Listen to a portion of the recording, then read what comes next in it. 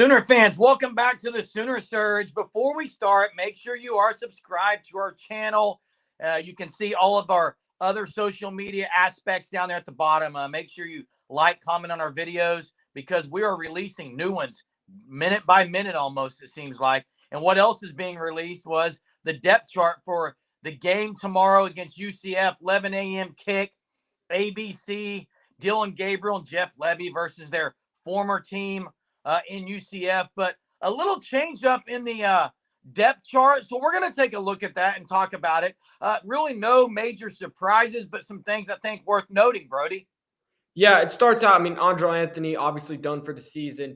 Oklahoma has listed Nick Anderson as the starter at that wide receiver position. So there you go. Nick Anderson, well-deserved. He'll be starting for the Sooners. That pretty much confirms it. That does confirm it. Yeah, that's no shock probably to anyone unless you've been living under a rock. Everyone knew that Nick Anderson would be starting and probably getting the rock several times tomorrow. We expect that. Probably a couple. I said on the game time, I expect 2 TDs and 6 to 9 catches or so. But, yeah, Nick Anderson, so deserving, been through a lot injury-wise. It's great to see him having a great year, and I look for that to even step up even more now. One of the other things we noticed, if you look at the depth chart, was the O-line that they have noted there, Brody. Yeah, so left guard, it's listed as Troy Everett or Caden Green. And then right guard is Caleb Schaefer, and then Savion Byrd is his backup. Now, I don't really know what to make of it. Obviously, I think we both expect Caden Green to get the start. A lot of times they'll just, set an or there to reward guys for their hard work and stuff like that. Or maybe they'll play both of them. I think we could see it. Caden Green, bigger, more physical. Troy Everett, more experienced. So I think you could see both of them, but that does go ahead and confirm Caleb Schaefer is the starter at right guard, and it is more than likely going to be Caden Green at left guard, but we very well could see both of them tomorrow. Yeah, I think what they said about Caleb Schaefer when it talked about how Beatenbow talked that he's really steps up in the games. They're not surprised how well he plays in games. Kind of sounded like he was a little upset maybe in some practice areas because maybe wasn't exactly doing what he needed to do. But Caleb Schaefer, we fully expected that. It's interesting. I don't know where Savion Byrd is going to fit in. Like, I still am waiting. I think every Sooner fan is waiting. That is Savion Byrd going to get some time? On the other side, you do talk about Caden Green. I fully expect him to be the guy. We know UCF is horrid against the run. So really Everett or Green, it's not going to matter probably. But I like the physicality of Green. Even though he's young, I like it. Yeah, and Caden Green went against Sweat for Texas last week. That's probably the best defensive lineman he's going to go against until we play Texas again. OU plays Texas again. So, it's not going to get more difficult than that for him. So you would hope that he kind of gets into his role. And with Savion Byrd, next year, when you look at that offensive line, you're probably losing 4 starters unless Andrew Raym comes back. So they'll probably need Savion Byrd to at least get it together by then. But I was really high on Savion Byrd coming into the season. It just sucks that he can't get going, get in his groove. Maybe Oklahoma will get a lead and he'll get some time to get some reps at the end of the game where they'll rotate him in or something like that. But in a situation where maybe Caleb Schaefer struggles and Byrd comes in. So it's definitely an opportunity for him. Another couple things I wanted to point out on the offensive side of the ball. The backup for Jalil Farouk is Brennan Thompson. So, Brennan Thompson's going to be one of the top, 4 wide receivers on the outside that they'll rotate in, which is good to see. We saw what he did against Iowa State. A very small sample size, but I think we were all aware of his speed. And then for the other wide receiver position behind Nick Anderson, it's LV Bunkley Shelton or Jaden Gibson. But I'm here to tell you guys it's going to be Jaden Gibson out there behind Nick Anderson. So those will be your 4 outside receivers. Nothing changed in the slot, and really nothing changed anywhere else on the offensive side of the ball. Yeah, the running back still has Marcus Major or Tawee Walker, as expected with Barnes or Sawchuk as the backup. I look for Major and Walker to get the bulk again.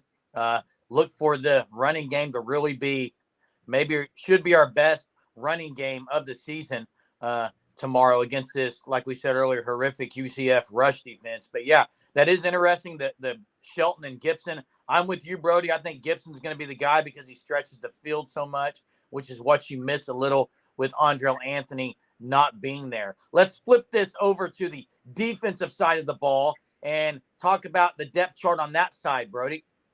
Yeah, I think the first place I looked was Cheetah. And just because that's where the biggest change is going to be. And that's because, Justin Harrington's out for the year, and it has been like that.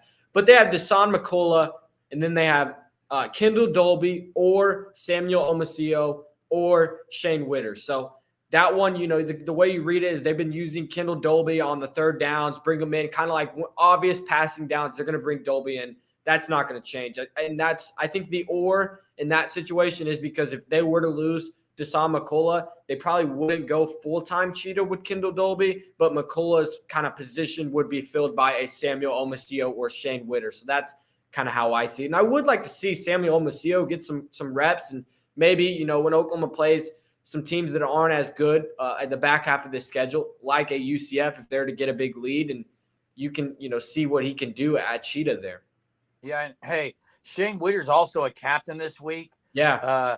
Because, I know he's a great guy, great leader, great practicer, player. He's been good on special teams as well. He's been out there on the special teams making some notable plays. So that's, I see him there as the Cheetah. He's definitely not going to be the backup, but maybe he gets some time depending on how tomorrow goes.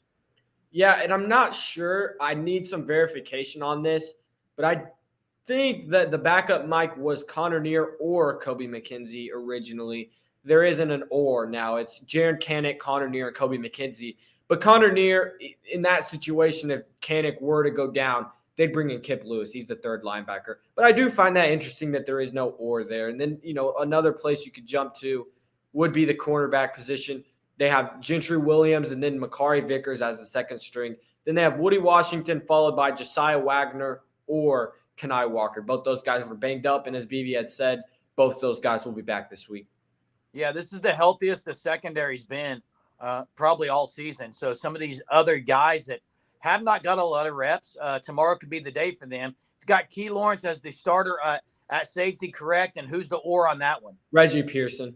Nothing's changed there, yeah.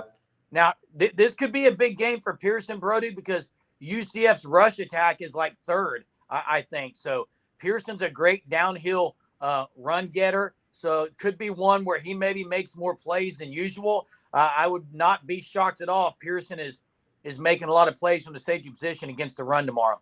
Yeah, Pearson, he's had a lot of good moments this year. He's also had some, mistakes, which happens to everyone. But you'd like to think that this is kind of a game where he can kind of get it back on track, right? And Key Lawrence, he's been really good this year, but he's also made some mistakes. So I think both of those guys complement each other very well, and that just speaks to the depth they have. Both those guys are going to play a ton. And then Peyton Bowen backing up Billy Bowman, as we all knew. But yeah, defensive line-wise, there's, really not many noticeable changes. They do have R. Mason Thomas as the second string defensive end behind Rondell Bothroyd. He's been banged up all year. I don't think we've really got to see what he's capable of, because I'm very high on R. Mason Thomas. Hopefully, now that he had the bye week, that he can kind of get back into his grooves and really become a factor on this defensive line. Yeah, I'm with you on that as well. I want R. Mason Thomas. The more guys you can get fresh coming off the edge in big games is going to be impressive. Anything on special teams at all? Yeah, special teams, not really anything except there is a three-way or for the kick returner, Jalil Farouk, Billy Bowman, Peyton Bowen. So I'd like to see Peyton Bowen return a kick. It seems like that dude's a playmaker. So that would be pretty fun to watch. Who knows if we'll get to see that. But Farouk's looked really good in that role as well. He has, and I would love to see Bowen or Bowman as well get a chance. So there you have it, guys. The depth chart breakdown for tomorrow's 11 a.m. kick against UCF. You've got it right there now. You heard it. Know what to expect.